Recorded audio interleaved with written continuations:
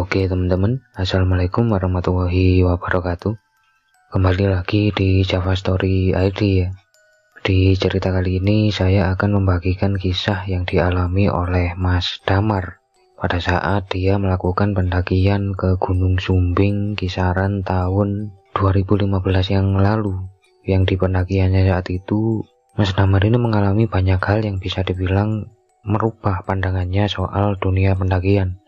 Tapi tidak hanya itu, ada beberapa pengalaman yang dialami oleh Mas Damar yang sampai detik ini belum bisa beliau mengerti kenapa atau apa yang menyebabkan beliau mengalami hal itu.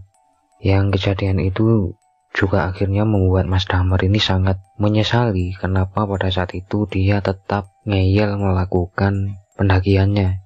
Bagaimana perjalanan dari Mas Damar? Nggak usah lama-lama, langsung saja kita mulai ceritanya.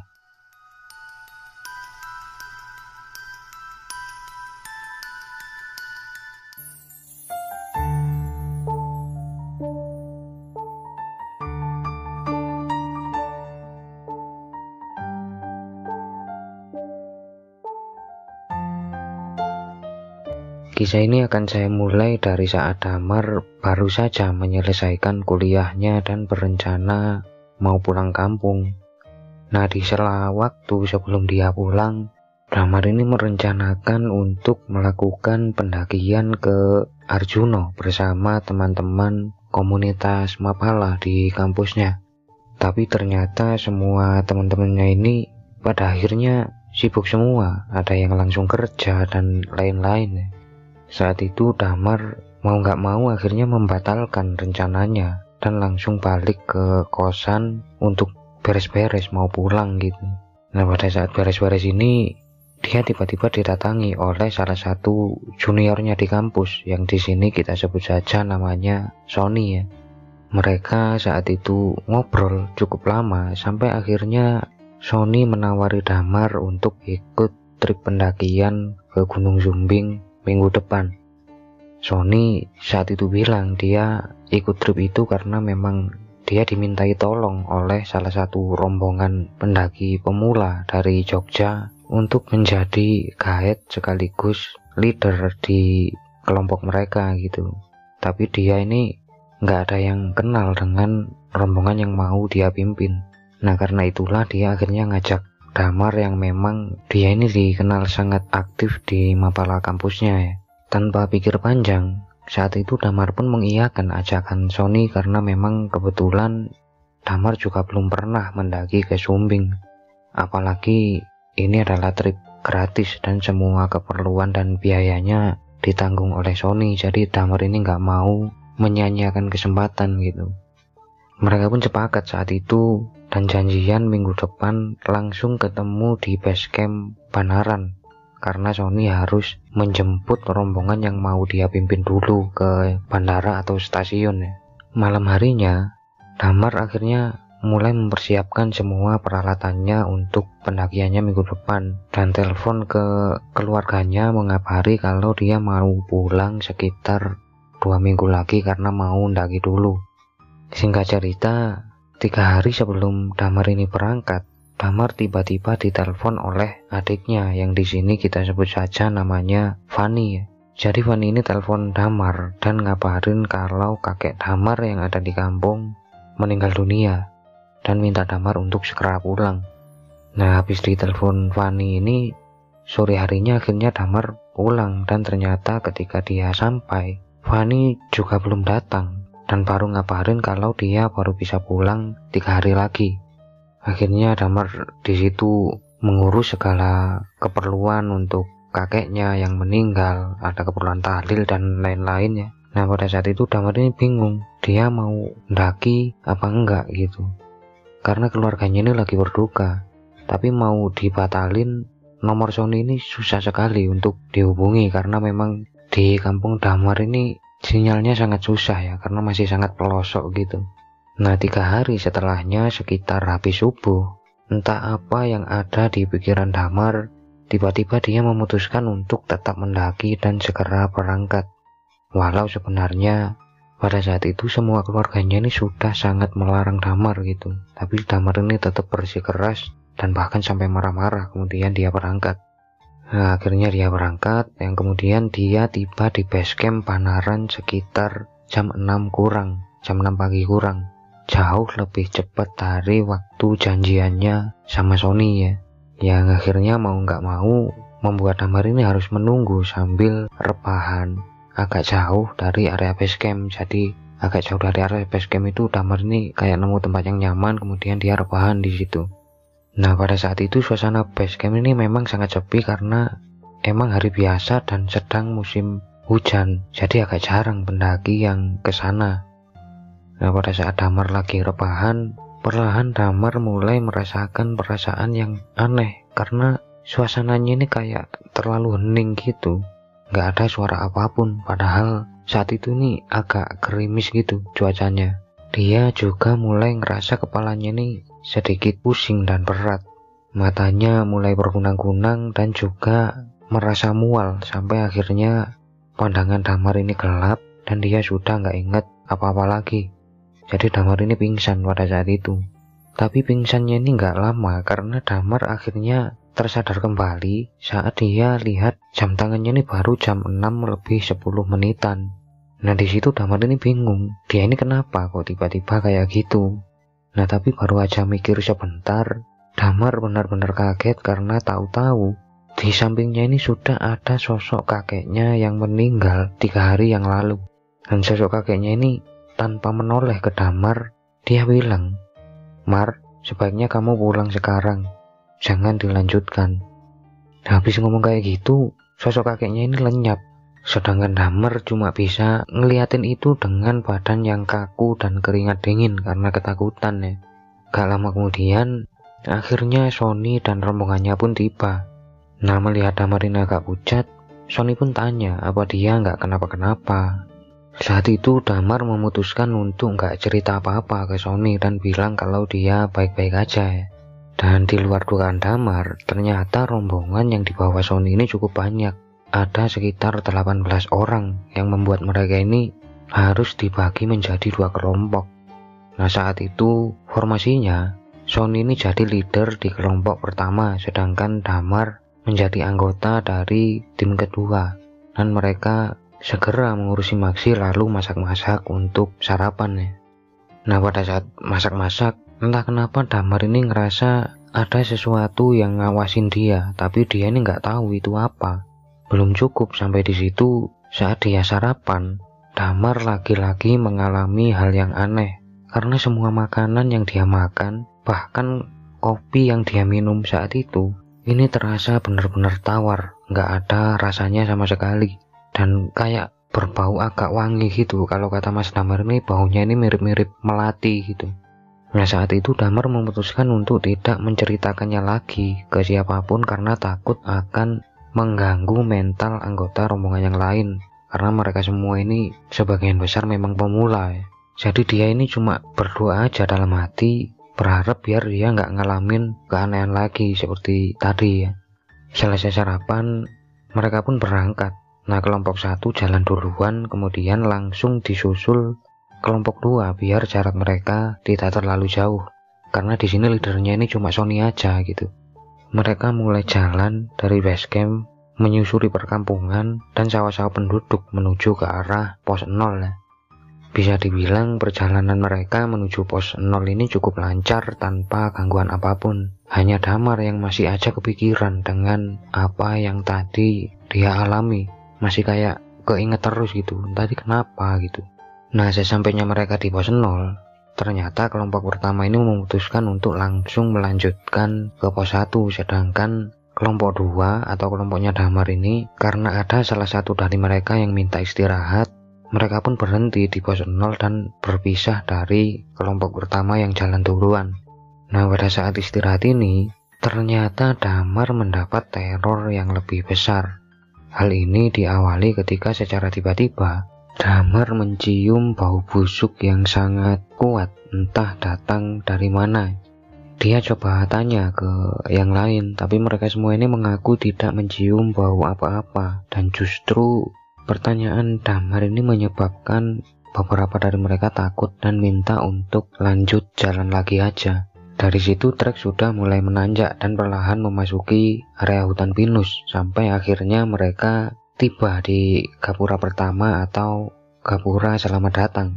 Nah, pada saat kelompok Damar ini melewati gapura itu, entah kenapa Damar merasakan suhu dan cuacanya ini kok sangat beda sekali gitu, bahkan beda jauh, menjadi lebih dingin dan lebih sunyi ya. Tapi sebenarnya saat itu Damar ini sudah mulai menikmati pendakiannya karena emang udah nggak ngalamin gangguan aneh-aneh lagi. Sampai akhirnya secara tiba-tiba salah satu anggota cewek dari kelompoknya ini terjatuh dan teriak-teriak histeris lalu menunjuk-nunjuk ke arah Damar. Tentu mereka semua panik dan berusaha megangin cewek ini dan coba untuk dibaca-bacain doa gitu. Tapi di luar dugaan, cewek yang kesurupan ini justru ketawa-ketawa dan bahkan menirukan doa-doa yang mereka baca gitu, sambil kayak ngejek gitu. Tentu mereka semua makin panik saat itu karena nggak tahu harus gimana gitu. Mau dibawa ke bawah, dia berontak terus. Dibacain doa juga kayaknya nggak ngaruh gitu, malah ditiruin. Sampai akhirnya nggak lama kemudian ada seorang bapak-bapak yang kayak lagi nyari kayu. Nah, bapak-bapak ini mendatangi kelompok Damar dan langsung memegang kening dari cewek ini. Yang nggak lama kemudian, akhirnya cewek ini pingsan dan udah agak tenang gitu. Nah, pingsannya ini juga nggak lama, cuma sebentar kemudian dia langsung sadar. Sosok bapak-bapak ini kemudian bilang, dia udah nggak apa-apa, tadi cuma ada yang iseng aja. Nah, habis ngomong kayak gitu, bapak-bapak ini menghampiri Damar dan kayak bisik-bisik gitu, kamu sebaiknya pulang aja. Nah, udah kayak gitu aja bisik-bisiknya. Nah, habis ngomong kayak gitu ke Damar, sosok bapak-bapak ini akhirnya pergi dan kelompok Damar memutuskan untuk istirahat lagi sebentar sambil ketua rombongan ini minta semua untuk berdoa biar nggak diganggu lagi. Dan setelah memastikan semua baik-baik aja, mereka pun akhirnya lanjut lagi perjalanan. Nah, dari sini sebenarnya perasaan Damar ini udah nggak enak banget. Dia ini pengen cepet-cepet turun aja, tapi nggak enak sama kelompoknya dan sama Sony juga yang udah membiayai semua keperluannya gitu untuk mendaki. Mereka jalan lagi saat itu sampai akhirnya mereka tiba di semacam warung. Jadi di sana ini ada semacam warung yang sering disebut warung Ganesari ya. Nah, mereka istirahat sebentar di situ, kemudian lanjut lagi sampai akhirnya mereka tiba di gapura kedua. Nah, sampai detik itu semua bisa dibilang lancar sampai ketika kelompok Damar ini baru saja melewati gapura kedua. Entah kenapa Damar ini ngerasa jalannya kelompoknya ini kok cepet banget, sampai membuat dia ini ketinggalan dan kewalahan buat ngimbangin mereka. Dan pada saat Damar ini minta ke mereka untuk agak pelanan jalannya, kesannya ini kayak nggak ada yang dengerin Damar saat itu. Bahkan Damar ini sampai setengah lari buat ngejar mereka, tapi makin lama mereka justru makin jauh dan perlahan menghilang. Karena kecapean, Damar akhirnya istirahat bentar dan jalan lagi pelan-pelan sampai akhirnya dia baru tiba di pos 3 tepat ketika azan maghrib. Di situ Damar ini udah ngerasa heran dan juga capek, kok perjalanannya ini lama banget baru sampai di sana gitu. Dia akhirnya memutuskan untuk buka tenda dan lanjut besok aja meski harus solo hiking ya. Singkat cerita, ketika Damar lagi tidur, dia lagi-lagi didatangi oleh sosok almarhum dari kakeknya ini. Dan kali ini kakeknya ini terlihat sangat marah sekali. Bahkan dalam mimpinya ini kakeknya ini sampai membentak Damar ya untuk segera turun sebelum semuanya terlambat. Tapi kakeknya ini tidak menjelaskan apa-apa. Ya cuma ngomong itu aja. Nah, saat itu akhirnya Damar ini langsung terbangun dari tidurnya, dan saat dia bangun ternyata semua kelompoknya termasuk kelompok pertama sudah ada di sana juga. Nah, mereka bilang mereka ini kebingungan nyari Damar yang tiba-tiba hilang, dan tahu-tahu mereka ternyata menemukan Damar sudah buka camp di pos 3. Akhirnya mereka saat itu semua istirahat ya, karena emang udah malam bahkan mau menjelang pagi. Dan esok paginya akhirnya Sony memutuskan untuk mereka semua ini jalan bareng aja biar nggak ada yang hilang lagi kayak Damar kemarin. Sony juga pesen ke sweeper yang ada di belakang untuk benar-benar mengawasi dan tidak mengizinkan ada satupun anggota rombongan yang ada di belakangnya. Jadi emang dia yang harus di belakang sendiri. Nah pada saat itu Damar ini sebenarnya bingung, dia ini mau lanjut apa enggak gitu, karena dia ingat mimpinya semalam. Nah cukup lama Damar saat itu mikir sambil sarapan dan siap-siap. Tapi akhirnya Damar mengambil keputusan yang nantinya akan dia sesali untuk seumur hidupnya.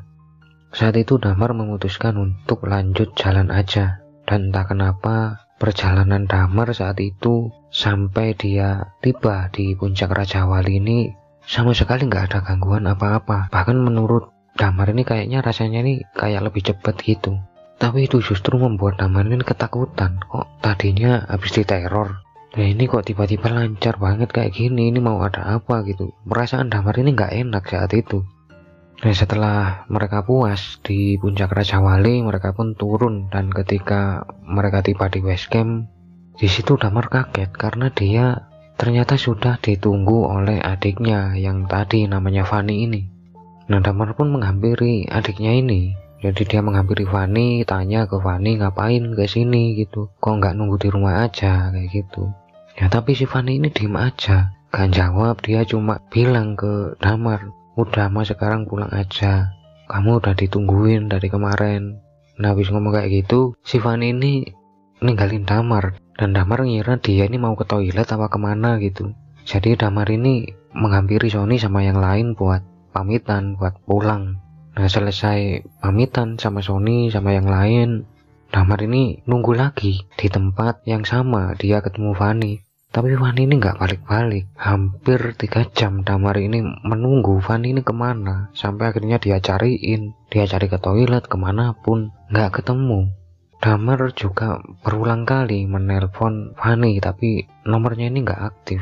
Akhirnya saat itu Damar memutuskan untuk tanya ke petugas di base camp ya, apa melihat sosok cewek yang ciri-cirinya kayak Fanny ini.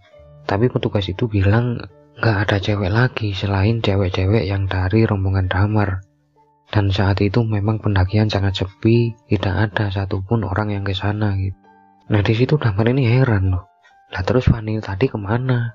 Masa iya dia pulang duluan gitu, nggak pamit, nggak apa. Tapi karena hari sudah mulai sore, akhirnya Damar memutuskan untuk pulang. Ketika Damar tiba di rumah, baru dekat rumahnya ini, Damar ini heran kok di depan rumahnya rame banget. Kan kakeknya udah meninggal beberapa hari yang lalu. Ini kok rame lagi, emang ada apa lagi? Nah saat itulah salah satu Pak D atau Om dari si Damar ini menghampiri Damar dan bilang kalau Fanny meninggal karena kecelakaan. Jadi ceritanya ini Fanny ini setelah Damar berangkat mendaki, gak lama kemudian Fanny ini pulang. Dan dia nggak sempet ketemu Damar. Nah saat dikasih tahu kalau Damar ini lagi muncak, Fanny ini marah banget ke Damar dan langsung jalan menyusul si Damar ini. Tapi ternyata ketika di perjalanan, Fanny ini mengalami kecelakaan sampai meninggal dunia.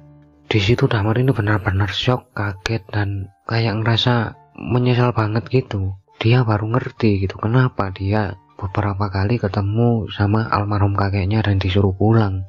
Ternyata memang ada kejadian itu ya, dan Damar ini sangat menyesal banget kenapa saat itu dia tidak segera pulang, malah egois tetap memutuskan untuk lanjut perjalanan atau pendakiannya. Karena andai Damar ini dengerin kata-kata dari sosok kakeknya ini, masih ada kemungkinan Damar akan ketemu Fanny di jalan dan mereka akan pulang bareng, dan Fanny ini nggak akan kenapa-kenapa. Sampai detik ini pun bisa dibilang Mas Damar ini masih sangat menyesal ya, dan dia baru menyadari kalau gak semua gangguan yang dialami oleh para pendaki di gunung itu hanya memang murni diganggu aja, ada juga mungkin petunjuk dan firasat, dan hal ini memberi pelajaran yang sangat berharga untuk Mas Damar ya. Semoga almarhumah Fanny ini diterima di sisi Tuhan ya, dan semoga Mas Damar bisa segera berdamai dengan apa yang dia alami dan dia jadikan pelajaran untuk tidak dia ulangi lagi ya. Terima kasih buat Mas Damar atas ceritanya. Sampai ketemu di cerita-cerita selanjutnya. Tetap sehat dan salam Rahayu.